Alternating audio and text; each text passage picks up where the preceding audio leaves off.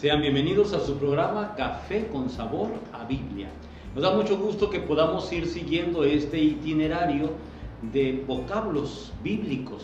Empezamos con la A y ya vamos en la letra G. De tal manera que el día de hoy vamos a ver el libro del Génesis. Es el primer libro de la Biblia y siempre que queremos empezar a leer la Sagrada Escritura o la Torah o el Tanaj, como dicen los judíos, el primer libro va a ser el libro del Génesis. ¿Pero por qué se llama Génesis? Es tan interesante descubrir el origen de este nombre, porque el término viene siendo un término griego. La palabra Génesis en griego significa origen, comienzo o principio. Sin embargo, el libro no fue escrito en griego. La tradición antigua de la Torah o del Tanaj o del Antiguo Testamento nos dicen que se escribió por varios fragmentos en hebreo, en arameo. Y entonces el nombre que se presenta en hebreo es Bereshit, que significa en el principio. Y con esas palabras empieza el libro del Génesis. Nos empieza a narrar qué sucedió en el principio. A mí me llama mucho la atención porque todos llegamos a pensar alguna vez que el libro del Génesis fue el primer libro escrito en la Biblia. Y cuando uno estudia Sagrada Escritura, te das cuenta que el libro del Génesis es uno de los últimos libros que se escribieron en la historia del pueblo de Israel antes de Cristo. Solamente que se coloca como el primer libro porque va a hablar de los acontecimientos que narran desde el principio de la creación. Por eso es muy importante entender que cuando estudiamos este libro vamos a ir viendo que hay distintas manos que participan en la redacción del libro. ¿Por qué? Porque vamos a ver al grupo eloísta, el grupo que está fundado en el grupo que representa a Dios. Ustedes y yo recordamos que El en hebreo significa Dios. El grupo eloísta es el grupo que va a hablar de la redacción de la creación como Dios. Va a existir otro grupo, el grupo yavista, que viene de la palabra Yahvé, que van a ir relatando todo lo que Yahvé creó. Y hay otro grupo que es el grupo sacerdotal, que es el que termina la redacción de la creación del mundo.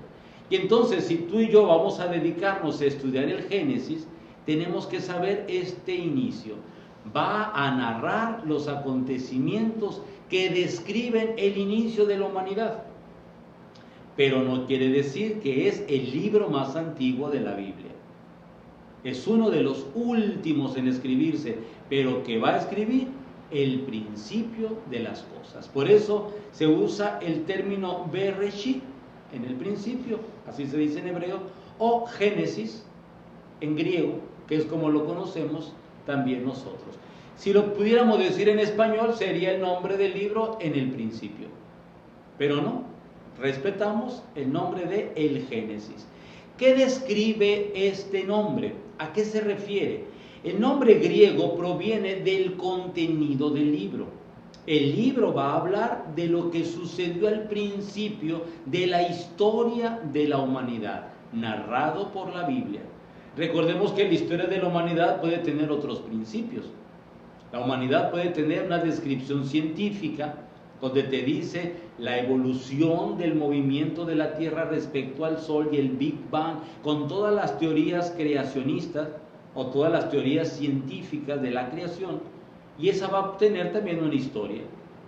Sin embargo, nosotros hablamos del principio de la historia de la humanidad relatado en la Biblia, porque fue revelado por Dios. Ahora, ¿a quién? A un pueblo muy concreto, que es el pueblo de Israel. Si nosotros tenemos una visión más amplia de la cultura, vamos a ver que otros pueblos también van a describir la historia de la humanidad. De otra manera, con otros criterios, con otras historias.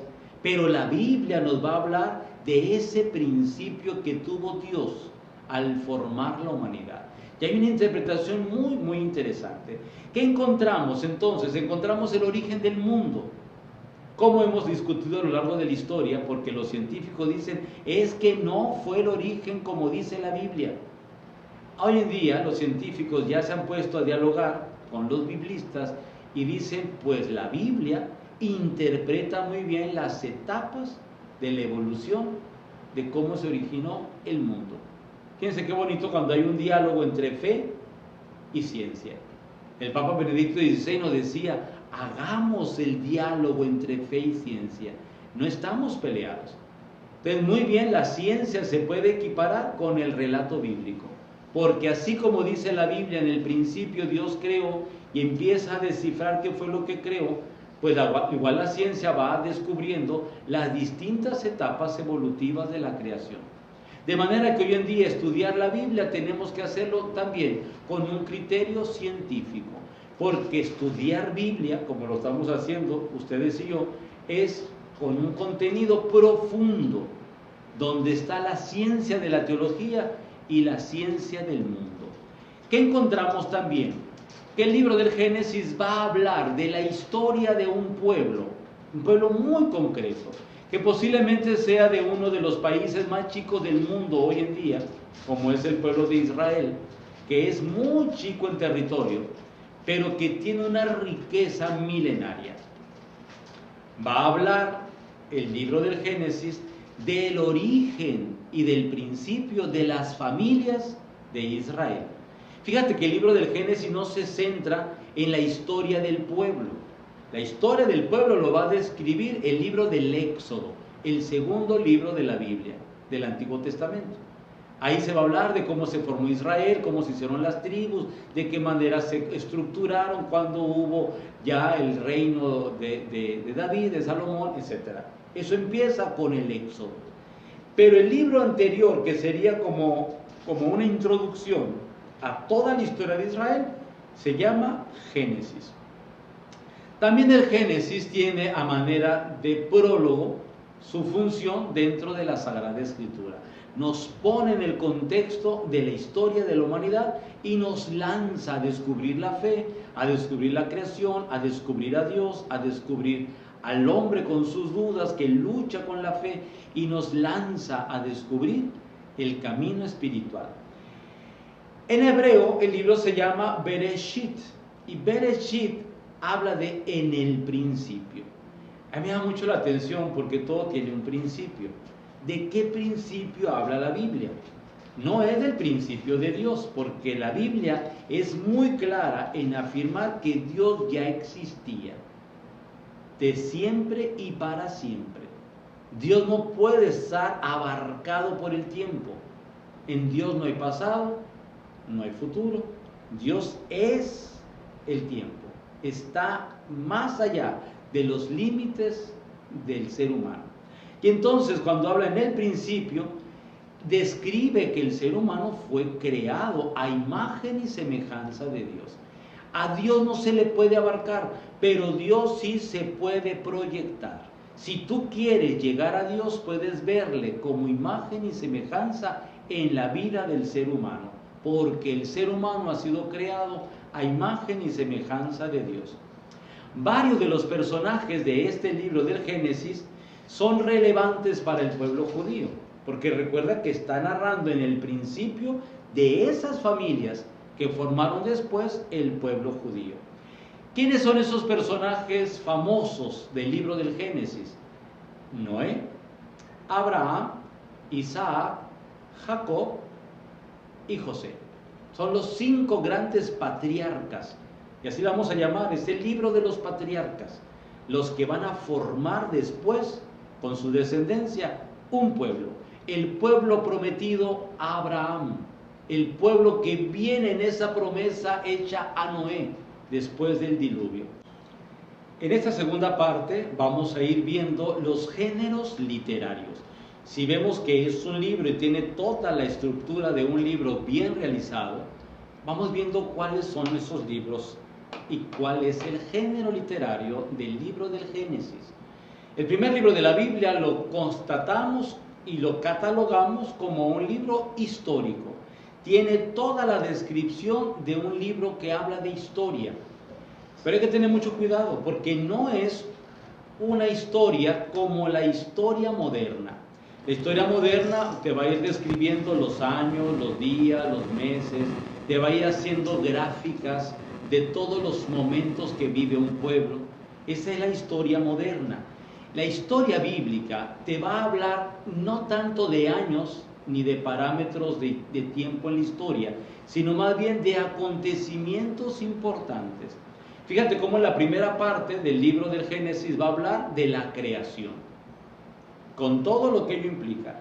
Y la creación, la caída en el pecado, la promesa de la tierra prometida o de la promesa de la salvación, todo eso entra en la primera parte como la historia del inicio, la historia del principio.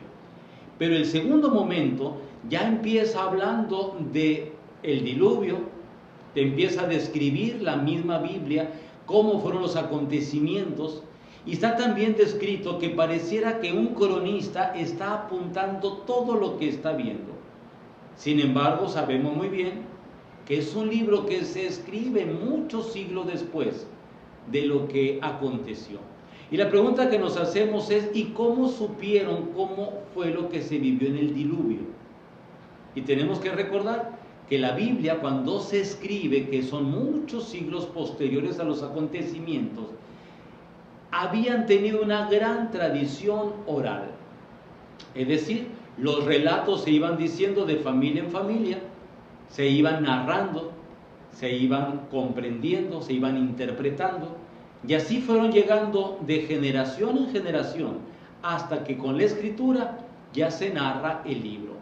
¿Cómo se hace el libro? De muchos de estos relatos de tradición oral se van poniendo, y lo decíamos anteriormente, por la tradición eloísta, la tradición yavista, la tradición sacerdotal, y se va haciendo un solo compendio. Por ese motivo, el término histórico no puede entenderse con un sentido historiográfico moderno. Miren, un historiador moderno agarra los acontecimientos de la vida y va describiendo puntos y comas de todo lo que le toca vivir. La historia de la Biblia es muy diferente porque toma la historia que Dios hace con un pueblo. Y entonces nos va describiendo todo lo que pasó con estos pueblos. Y narra el diluvio y pone todo el acontecimiento del diluvio y presenta a Noé como protagonista de este gran acontecimiento. Y de ahí surge la historia. ¿Qué historia? Si nosotros quisiéramos hablar de la historia de los patriarcas, tendríamos que empezar hablando de la historia de Noé. Noé como el fundador de esta nueva historia de la humanidad. Ya no es Adán, ya no es Eva, ya no es Caín, ya no es Abel. Esa familia quedó encapsulada en el principio. Ahora vamos a hablar de un segundo momento de la historia bíblica con la historia de Noé y la familia de Noé que crece y se extiende. Entonces el Génesis encaja exactamente en la definición de los libros históricos de la Biblia. Recordando siempre que el término histórico no debe entenderse en el sentido de una historiografía moderna, sino más bien capítulos que narran las historias del origen de los patriarcas. Vamos a entrar entonces a ver que este Génesis tiene los siguientes elementos. Primero, historia de la familia humana. Tenemos que ser muy claros para afirmar que no va a describir a todas las familias del mundo entero. Va a describir a las familias que originaron el pueblo de Israel. Recuerda que este libro está hecho por judíos y para judíos. Entonces va a narrar la historia de la familia. Una larga historia de biografías. Por eso el libro del Génesis nos va a presentar las biografías distintas. De Abraham, de Isaac, de Jacob, de Saúl, etcétera, de José. Son historias de familia. Las genealogías de los antepasados. Miren, cuando nosotros leemos la Biblia y vemos muchos nombres muy raros, nos los brincamos rápido, porque no sabemos ni quiénes eran ni quiénes fueron. Pero resulta que son de mucha importancia, porque van a ser los patriarcas de muchos pueblos del Medio Oriente o de África o del resto del mundo conocido en la Biblia antigua. Va a centrar también los acontecimientos en episodios familiares, describiendo los hechos políticos, religiosos y acontecimientos. Fíjate qué curioso, cuando se describe el diluvio, dice: Noé y su familia entró en el arca. Y Noé salía y buscaba a las familias para que entraran al arca y se salvaran. Pero las familias no creyeron en ese proyecto que Dios le propuso a Noé. Y cuando llegó el diluvio, la humanidad entera se perdió. Ese es el relato que hace la Biblia, para poder darnos a entender que hubo un acontecimiento histórico que se le llamó diluvio. Cuando estudiamos nosotros el Génesis, tenemos que tener bases históricas, científicas, y muchos de los pueblos de Mesopotamia, de los pueblos persas, de los pueblos del actual territorio de Irak, etcétera, de Siria, narran en la antigüedad un diluvio. Es decir, la época glacial posiblemente se detecte como un diluvio. Y entonces esto hace que la humanidad tenga una historia nueva. Y la Biblia lo retoma diciendo: la familia de Noé empezó una historia nueva. Ustedes y yo sabemos que la primera cuarentena que nos presenta la Sagrada Escritura es la de los 40 días de Noé en el arca. Y la familia se encerró en esa casa para sobrevivir al gran diluvio. Y entonces cuando sale una paloma y ya no regresa, quiere decir que ya hay vida en la tierra y que ya el agua ha bajado al grado de que ya el arca puede abrirse y ya la familia de Noé puede extenderse por el mundo que sobrevivió. Es una historia. Sin embargo, los historiadores dicen: no pudo haber sido así necesariamente. ¿Por qué? Porque tuvieron que haber sobrevivido otras familias, de otras culturas, de otros lugares del mundo, y empiezan las interrogantes. Volvemos a recordar, la Biblia no nos dice mentiras, nos está narrando un acontecimiento que Israel lo interpretó como el origen de las familias que formarían después el pueblo judío. Y entonces tenemos que encontrar que no sigue la sucesión de gobiernos, de reinos, de culturas, sino que sigue la historia de una sola familia, la familia de Noé. Ahorita vamos a describir esto y vamos a entender muchas cosas, y uno dice: con razón el Génesis le da tanta importancia a Noé y a su familia. El segundo momento de este apartado es la historia popular. Miren, no había cronistas. Las cosas se iban narrando de un pueblo a otro, de un tiempo a otro, e iban sobreviviendo los acontecimientos más importantes. Suele detenerse en minucias argumentadas con intereses de un pueblo. ¿Qué le interesaba al pueblo de Israel? Le interesaba saber cuál era su origen y el origen de los otros pueblos. Con el paso del tiempo nos vamos a dar cuenta de que todos los pueblos del Medio Oriente vienen de la familia de Noé, según el libro del Génesis. Y entonces los hechos y los acontecimientos que sucedieron en esas familias, al pueblo de Israel se le hace muy importante y las recoge en el libro del Génesis. Tercer elemento de este segundo apartado: historia religiosa. Ahora tenemos que entender, el libro del Génesis no es una historia política, no es una historia con sentido social, es una historia religiosa. Todo se va a interpretar desde la fe, todo va a tener intervención con Dios, todo se va a ver desde Dios hacia el pueblo, del pueblo hacia Dios. Todo lo narrado es visto bajo el criterio de que es consecuencia de la acción directa con Dios. O vamos a ver también de lo que pasa cuando la gente no tiene fe en Dios y cómo rompe ese camino de Dios y pagan las consecuencias. Cuando la creación dice quedaron expulsados del paraíso. Cuando el pecado de Caín quedó lejos del lugar donde vivían Adán y Eva. Y así van describiendo los acontecimientos negativos de aquellos que actuaron en contra de Dios o a espaldas de Dios o en la negación a la voluntad de Dios. Además, todos los hechos se agrupan, se explican de manera histórica en función de postulados teológicos. Hay algo que se tiene que interpretar desde la fe. destinados por la fe, destinados en el camino espiritual. Además, todos estos acontecimientos del libro del Génesis nos van llevando a una misma narración. La narrativa es la misma, es una narrativa histórica de los patriarcas. Y aquí empezamos ya con los primeros patriarcas del pueblo de Israel.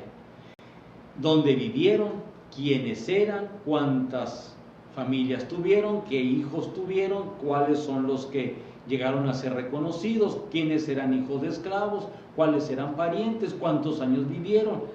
Todo esto se describe cientos o miles de años después de los acontecimientos reales.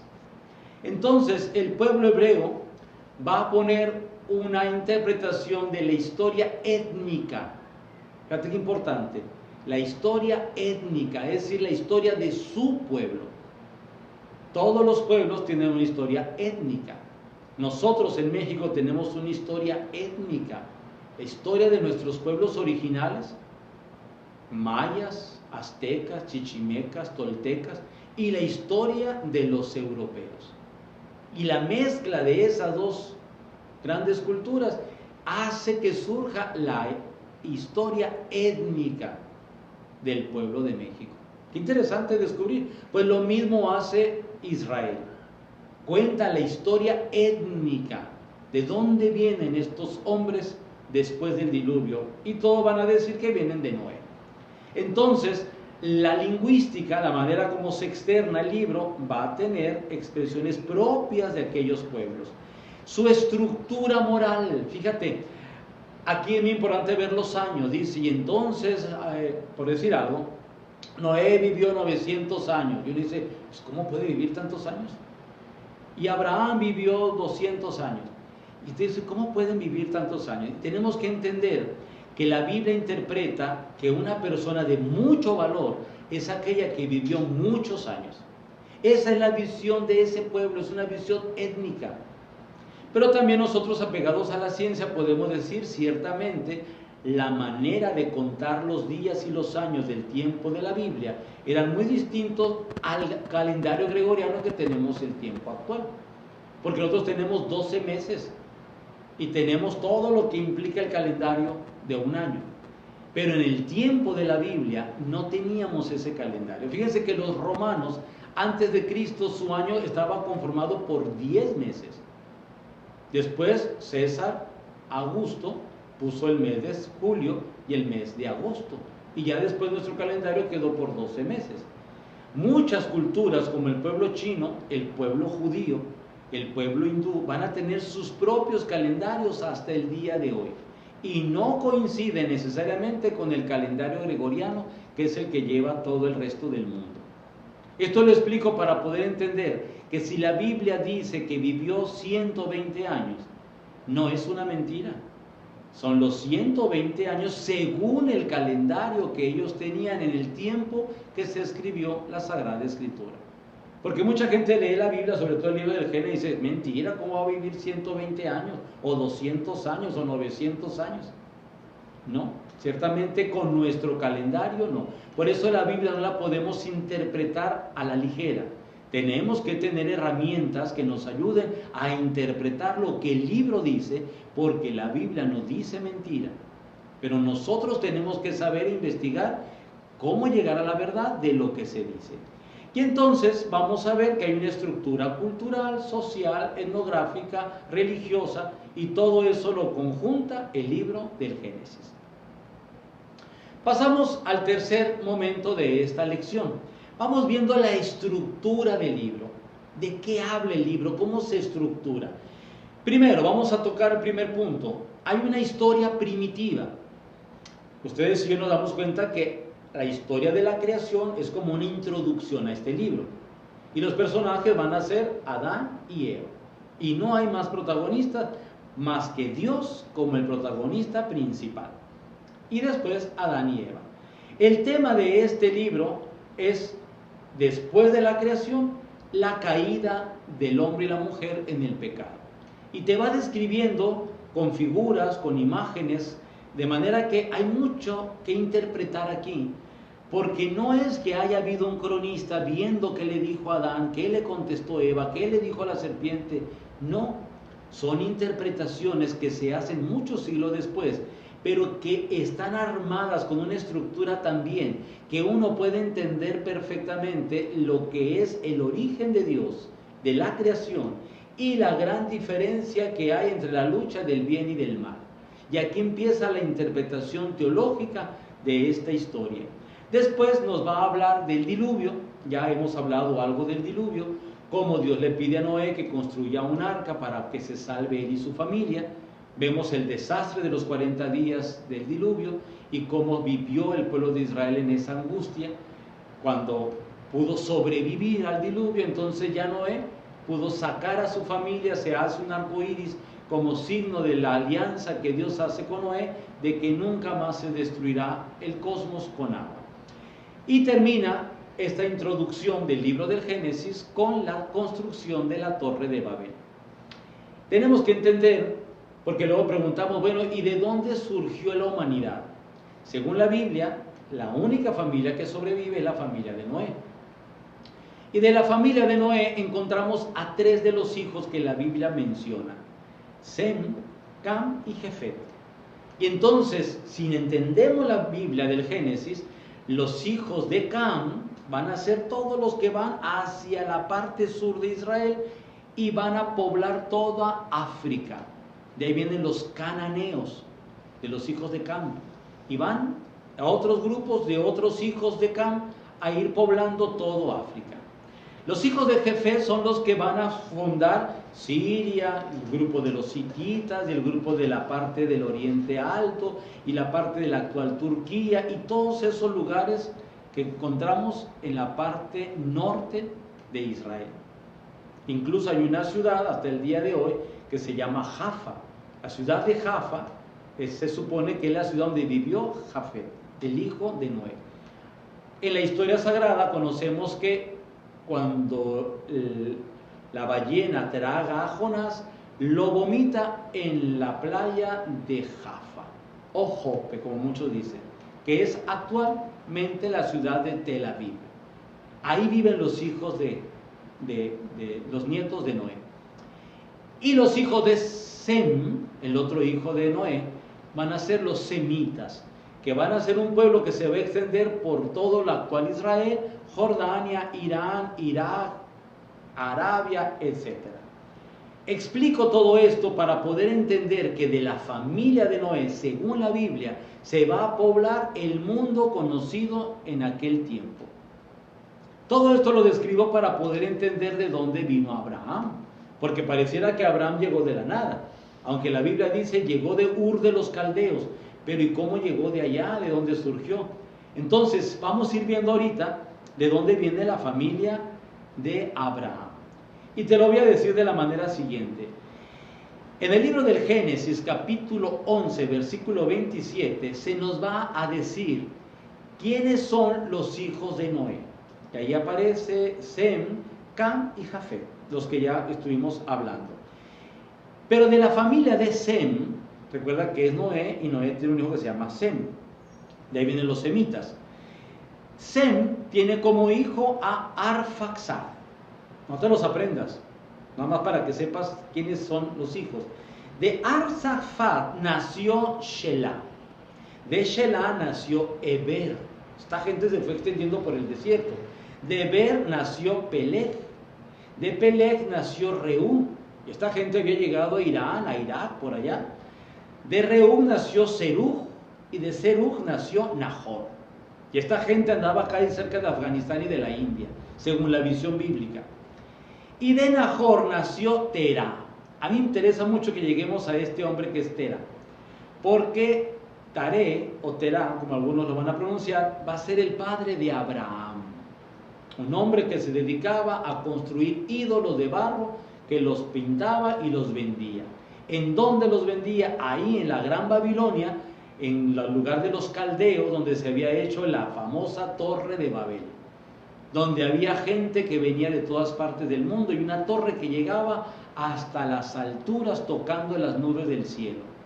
Y la Biblia nos va a decir que Dios no vio bien tanta soberbia humana y confundió a toda la gente en distintas lenguas que ya no pudieron entenderse más. Por eso el término de babilónico, la torre de Babel, es para poder decir confusión de lenguas. Pues muy bien, ya que entendemos esto, pues bien, de Taré van a ser Abraham, y van a ser Nahor, y van a ser Harán. De Harán es muy importante entender que este Harán tiene un hijo que se llama Lot. Por eso en la Biblia habla que Abraham tenía un sobrino llamado Lot en Sodoma y Gomorra. Porque uno dice, ¿de dónde salió Lot? Pues es que Lot es sobrino porque es hijo de Harán. Y el padre de Abraham hacía ídolos. Esto es muy importante entenderlo porque Abraham no cree en los ídolos, no cree en Dios o en los dioses que hacía su padre. Hay una anécdota judía que dice que un día su padre le dejó encargado a Abraham el lugar de venta de ídolos, y un día le puso a Abraham una espada larga al ídolo más grande porque había tumbado a muchos ídolos y había quebrado la venta del papá. Y entonces cuando viene el padre le reclama a Abraham y le dice, no fui yo, fue tu Dios, el más grande, el que tiene una espada, el que venció a los demás dioses. Son historias judías que yo lo cuento para poder entender por qué Abraham deja su patria, deja su tierra y deja todo. Porque él no cree en los dioses de barro. Y eso nos va a dar a entender por qué en la Biblia, sobre todo el pueblo judío, no va a tener imágenes. Porque las imágenes las puedes hacer de arcilla, las puedes quemar en fuego y tú te inventas el Dios a tu medida. Por eso Abraham no creía en los dioses de su padre. Y cuando Abraham conoció a Dios, no fue un Dios de barro, fue el Dios que realmente dio la vida por él. Y él va a dar la vida por ese Dios. Va a dejar casa, va a dejar familia, va a dejar todo y se va a venir a la tierra que Dios le prometió. Fíjate qué interesante conocer esto de la vida de Abraham. Entonces Abraham nos va a presentar que él deseaba tener una familia. Dios le había prometido una familia tan grande y tan numerosa como las estrellas del cielo, las arenas de las playas marinas. Pero casado con una prima hermana llamada Sarai, Sara era estéril y no podía tener familia. Y entonces aquí entra la historia de Dios. Dios le dice a Abraham, no temas, tu esposa tendrá hijos y tendrá una gran descendencia. Y Abraham se desespera. La historia sagrada nos va a decir que Sara, la mujer, le dice, mira, para que tengas descendencia, como yo no te puedo dar hijos, ahí está la esclava egipcia llamada Agar. Ten hijos con Agar. Y dice el texto bíblico que tuvo un hijo llamado Ismael. Sin embargo, cuando a Abraham lo visitan aquellos 3 ángeles y le prometen que al siguiente año vendrán y ya tendrán a su hijo Isaac, entonces Sara se ríe y por eso el nombre de Isaac es el hijo de la risa. Porque ese es el hijo prometido por Dios a Abraham de su esposa legítima. Cuando ya nació Isaac, la historia sagrada nos va a decir que Sara le pide a Agar que tome a su hijo Ismael y se vayan a vivir al desierto. De manera que la familia legítima, según el pensamiento judío, es la familia de Abraham con Sara y con su hijo Isaac. Si ya entendemos esto, vamos a entender entonces muchas cosas de la Biblia, sobre todo en el Antiguo Testamento. ¿Qué más entendemos? Cuando muere Sara, y ya Isaac había sido joven, entonces queda viudo Abraham. Y eso de tener descendencia se le dio mucho. Porque ya de viudo se casa con Ketura, ahí se llama esta mujer, y de la cual nacieron Samram, nacieron Jexam, Madian, Hesbok y Surai. Todos estos nombres aparecen en el libro del Génesis. Esta es la familia de Abraham, de manera que hijos de Abraham no solamente van a ser los hijos de Isaac, ni los hijos de Ismael, sino también van a ser los hijos de Samram, Gensam, Median, Hesbok y Surai. Es decir, cantidad de pueblos que se van a extender a lo largo del mundo. Toda esta historia es interesante porque vamos viendo que es la historia primitiva de Israel. 4 grandes acontecimientos ya vimos que marcaron la vida de estos pueblos: la creación, la expulsión y la promesa de la redención, el diluvio y la promesa de un solo pueblo después de la confusión de la Torre de Babel. ¿Cómo termina este libro? Termina presentándonos a los grandes personajes, a los grandes patriarcas. A Abraham, con aquella historia de que va a sacrificar a su hijo Isaac en el monte Moriah. Y el monte Moriah es en el actual punto de Israel, en Jerusalén. Jerusalén tiene como centro del templo el monte Moriah. También vamos a ver la historia de Isaac. Isaac, que cuando ya crece, Abraham le pide a un mayordomo que vaya a la tierra de sus parientes en la parte de Ur de los Caldeos y se traiga una hija de algún pariente.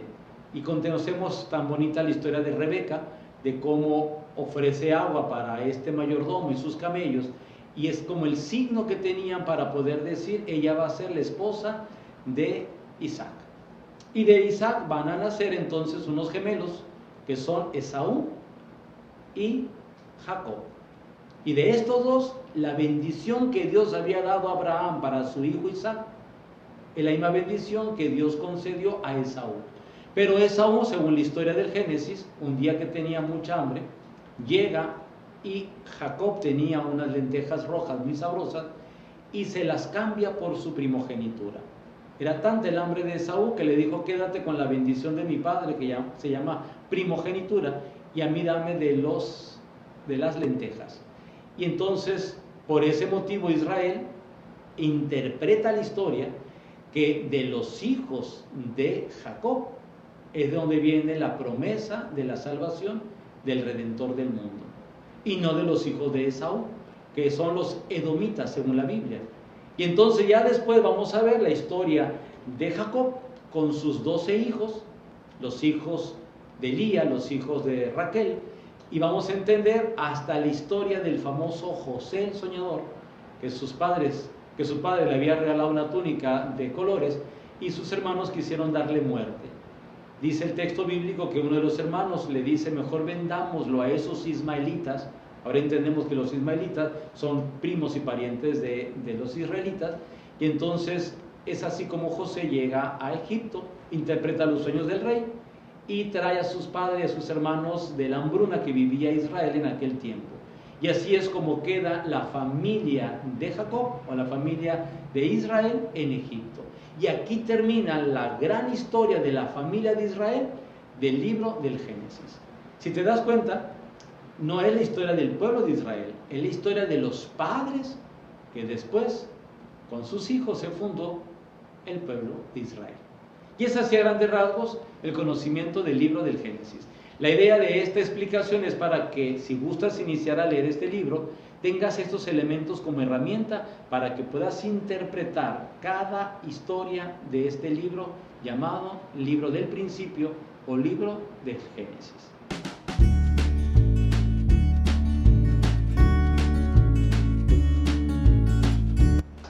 Una pregunta que tenemos en esta sección de preguntas y respuestas de la Biblia es ¿quién es José? ¿Y por qué se habla tan poco de él en la Biblia? La Biblia muy pocas veces habla de una persona llamada José. El Génesis va a hablar de José, el que nosotros llamamos José el soñador, el hijo de Jacob. A lo largo de la genealogía bíblica vamos a encontrar otros José. Aparece un hombre muy similar llamado Jesé, que es el padre de David y que es de Belén. Pero ese no es el José del que nos referimos. El José del que nos referimos es José, el esposo de María, que era de Belén, porque cuando Jesús fue reconocido, en aquel momento que el emperador pidió una encuesta para poder hacer el registro de todo un reino, se cree que fue después de la muerte de Herodes el Grande, o en el tiempo de la muerte de Herodes el Grande. Se hizo entonces esta encuesta, este registro, y ahí aparece que José y María van a Belén a registrarse. Entonces, ahí es cuando aparece la historia de José. Y José aparece exactamente en el libro de San Mateo. El Evangelio de San Mateo describe cómo José tiene la interpretación del sueño que le hace un ángel donde en sueño le dice: toma a tu mujer y a tu hijo y huye, para salvarlo. Y también el presentar al niño en el templo. Entonces, de manera que a José lo vemos en Belén cuando nace Jesús, que es el día de la Navidad. Lo encontramos en la presentación de Jesús en el templo. ¿Por qué? Porque es el padre quien tiene que presentar al hijo. Recuerden que en Israel no existe la madre soltera. Si una mujer era embarazada y no tenía un marido, el pueblo las apedreaba, las lapidaba y morían ella y el fruto del pecado. Por eso José se casa con María, por ese designio de Dios. Y es él el que ofrece al hijo en el templo.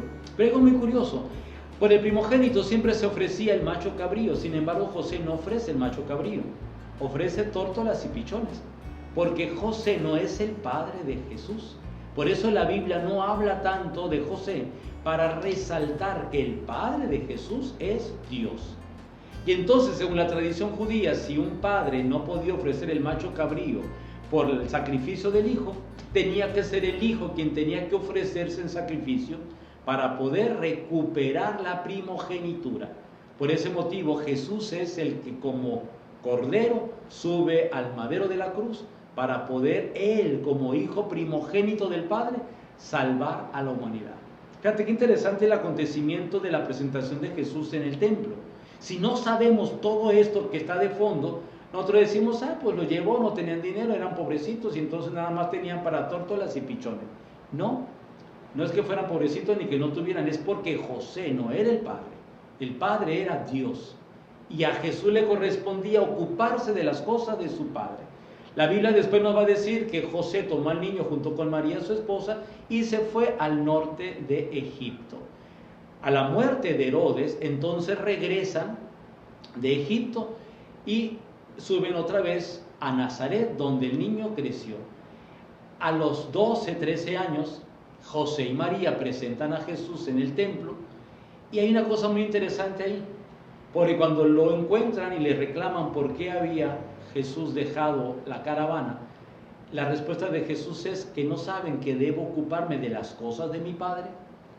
Es interesante porque las cosas de su padre José era la carpintería, pero Jesús hablaba de las cosas del reino de Dios, como diciendo: las cosas de mi Padre Dios, del Padre que le enseñaron ellos, María y José, a Jesús, que era su auténtico Padre, es decir, Dios Padre.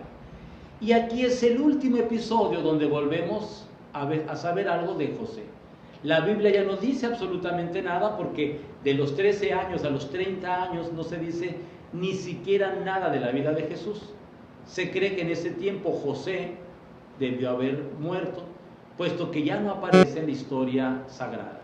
Aparece María, aparecen los parientes de José, como es Alfeo, los parientes de Jesús, como van a ser Santiago y Judas Tadeo, los hijos de Alfeo, pero ya no se sabe nada de José. Se puede suponer que ya José había muerto para entonces. Entonces, todo esto que podemos nosotros describir es porque no tenemos más datos, ni nos podemos inventar más. Las historias actuales de la cinematografía van poniendo muchas cosas que están en los libros apócrifos. La iglesia tiene conocimiento de evangelios apócrifos que hablan de José, pero son libros que no son reconocidos como inspirados ni de revelación cristiana. Por tal motivo, las historias de los libros apócrifos que nos pueden hablar de José, las respetamos, pero no las asumimos como revelación. Por eso lo que conocemos de José es lo que está en los evangelios. Y de José solamente San Mateo y San Lucas hacen referencia de él. San Marcos no habla de la infancia, ni San Juan. Por ese motivo es tan reducido el conocimiento de José. Pero la iglesia le tiene un gran aprecio y un gran reconocimiento a este hombre justo y santo, que Dios confió tanto en él que puso en sus manos la vida de su propio hijo. Hemos hecho un camino por el libro del Génesis, muy interesante para seguir profundizando en él, porque tiene muchas historias, son las famosas historias de la Biblia.